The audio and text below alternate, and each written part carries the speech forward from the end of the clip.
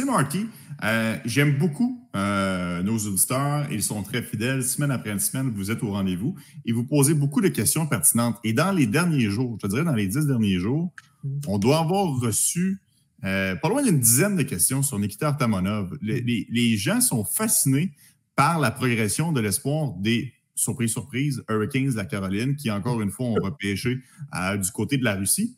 Artamonov, Marty, il fait écarquiller bien des yeux jusqu'à maintenant cette saison.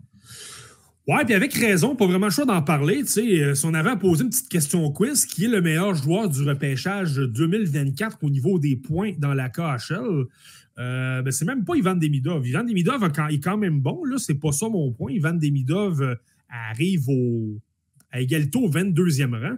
Mais c'est Nikita Artamonov, présentement, qui est à égalité au 7e rang de tous les pointeurs. C'est pas une recrue. C'est pour ça que souvent, Demidov obtient les statuts de recrue. Puis, à un moment donné, Artamonov va passer la saison dans la KHL l'an dernier. Mais c'est impressionnant. Puis c'est bon de voir... Tu sais, je critique souvent le système de développement russe, à quel point on ne fait pas confiance aux jeunes, qu'on est parfois menotté dans des situations où on joue 2, 3, 4 minutes. Et là, à un moment donné, on te renvoie dans la MHL un peu sans raison, ou on t'envoie dans la VHL, on joue au yo-yo avec le développement. Il n'y a rien vraiment de concret.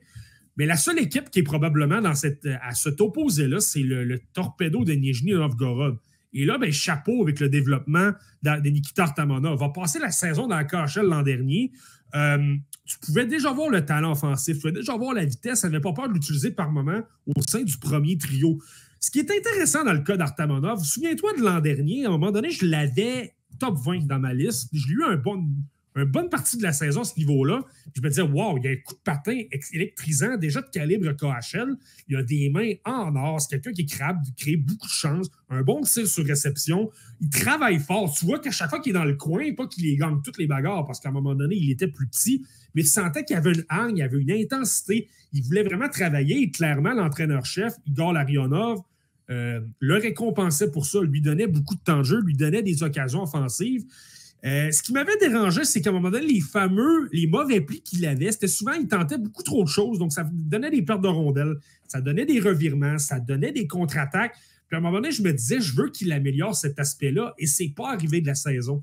Ça m'avait un peu inquiété, donc là, je l'avais fait baisser un peu, au point il est terminé au 33e rang. Mais là, maintenant, tu le regardes, j'ai quand même observé environ 4 ou 5 rencontres d'Artamonov depuis le début de la saison. Et ce que je note, c'est que justement, il a simplifié son jeu. Il passe pas mal plus de temps à envoyer des rondelles derrière les défenseurs, d'y aller vraiment par intelligence, de dire, il y a un de mes attaquants qui n'est pas très loin d'une zone libre, donc je ne l'envoie pas nécessairement sur un joueur, mais à une zone où on a des chances à 80%, disons, de récupérer la rondelle, donc de garder la possession et de créer des chances. Par la suite, Artamonov, il garde la même combativité, il garde les mêmes mains, il garde le désir d'aller au filet, il garde vraiment son côté habileté, vraiment créativité.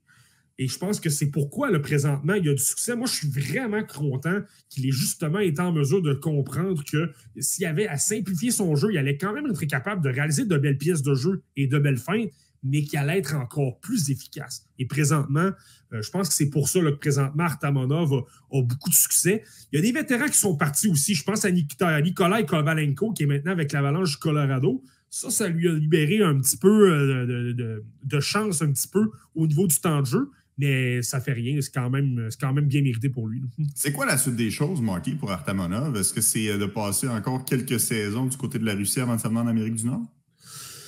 La question est bonne. C'est sûr que là, il y a le contrat en ce moment du côté de Nikita Artamonov qui est un petit peu la question. Et donc, devrait jouer avec le Torpedo Nizhny Novgorod jusqu'en 2026. Ce qui est intéressant, et notre collègue de TVA Sport, Nicolas Coutier, notre bon ami, on a souvent parlé avec l'organisation du Torpedo. On est un peu différent du cas.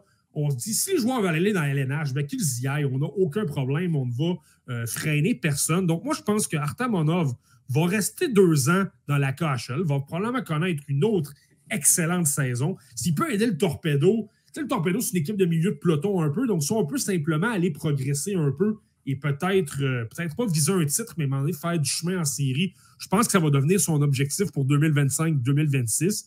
Et je pense que pour 2026, là, on va le voir dans la LNH. Et ça va devenir un candidat au Calder, je pense, parce que vraiment, le côté offensif est intéressant. Et puis, ce qui va être bon aussi, c'est que là, à un moment donné, si tu vois dans le futur, comme tu l'as bien mentionné, les Hurricanes repêchent beaucoup de Russes.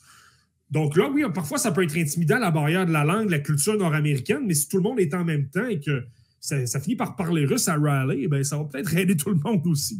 Ah, c'est niaiseux, mais écoute, j'entendais une entrevue avec Zachary Lheureux sur les ondes de RDS plus tôt cette semaine, puis il disait, tu sais, le fait d'avoir Carrier puis Marchessault dans le vestiaire, c'est sûr que ça l'aide pour mon intégration avec les Prédateurs de Nashville. Fait que lorsqu'Artamonov va s'amener en Caroline, ils ont tellement repêché de Russes et tout ce monde au fil des années.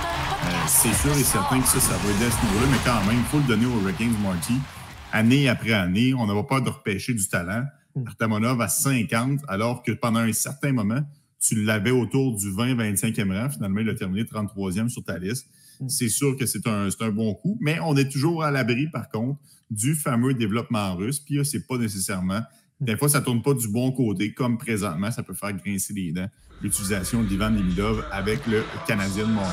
Le podcast La Relève. C'est un podcast de sport.